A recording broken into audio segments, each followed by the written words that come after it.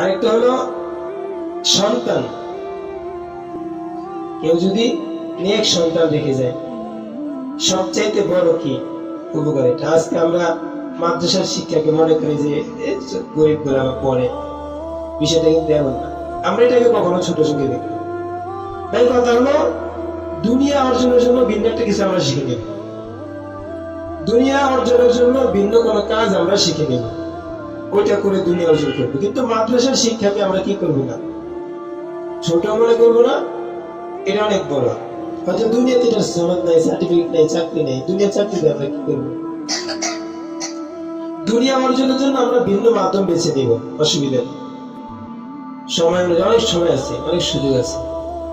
কিন্তু মাদ্রাসার শিক্ষা, দ্বীনি শিক্ষা, এটাকে কখনো আমরা কি মনে করবো না, ছোট মনে করবো। দুনিয়াতে হয়তো এটার সম্মান নাই, সার্টিফিকেট নাই, কিন্তু আখিরাতে অবশ্যই আছে। আপনারা ফাজিলে আমল পড়ে, ওখানে একটা কথা আছে, যারা দ্বীনি শিক্ষা অর্জন করে দুনিয়াবী শিক্ষাকে বড় মনে করলো, তারা দ্বীনকে ছোট করে দিল।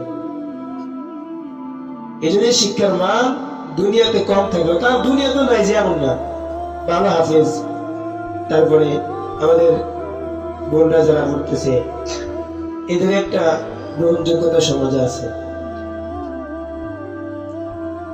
এবং দেখবেন এদের ছেলে মেয়েগুলো যারা ভবিষ্যতে হবে অনেক সুন্দর, আচার ব্যবহার চলাফেরা খুব ভালো হয়। দুনিয়াতেও আছে। রাষ্ট্রীয় ব্যবহার তো এটাকে কি করা হচ্ছে, হেনস্থা করা হচ্ছে। রাষ্ট্র তো আর ইসলামের পক্ষে না, রাষ্ট্র হচ্ছে কাফের মুশরিকের পক্ষে, বেঈমানদের পক্ষে।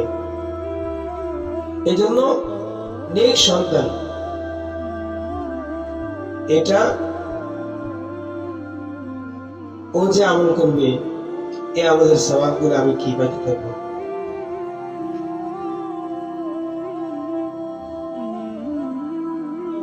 এরপর হচ্ছে এলেম, যে এলেম দ্বারা আমি কি করলাম, উপকৃত, অন্যজনকে উপকার করাইলাম। আমি একটা জিনিস শিখেছি, এই জিনিসটা আরেকজনকে কি করে দিয়েছি, শিখিয়ে দিয়েছি। তাহলে ওইটার উপরে কি করবে, আমল করবে, ওই সওয়াব আমি পেতে থাকবো।